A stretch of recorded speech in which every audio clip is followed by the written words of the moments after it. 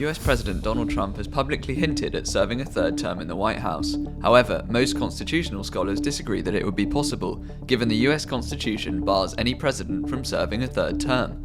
So, could Trump serve a third stint in the White House?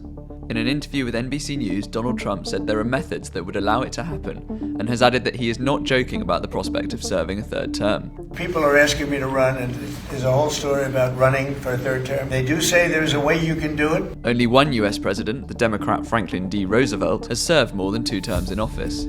He was elected 4 times between 1932 and 1944, before his death in office in 1945. However, the 22nd Amendment to the US Constitution, which was introduced in 1951, barred any future US leaders from serving more than 2 terms.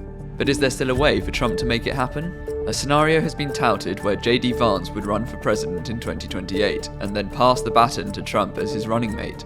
But the 12th Amendment would seem to rule that out, as it stipulates that nobody who is ineligible to run for president is eligible to hold the office of the vice president. In January 2025, Republican lawmaker Andy Ogles introduced a long-shot resolution in the House that would allow a president who served 2 non-consecutive terms, as Trump has, to serve a third stint in office.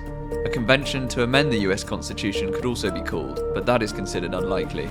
As Trump continues upending Washington, his approval rating has fallen to its lowest since taking office, according to recent polling. At 82 years and 7 months, Trump will already be the oldest president ever at the end of his second term, in January 2029. If he were to find a way to run for a third term, he'd be over 86 years old by the end.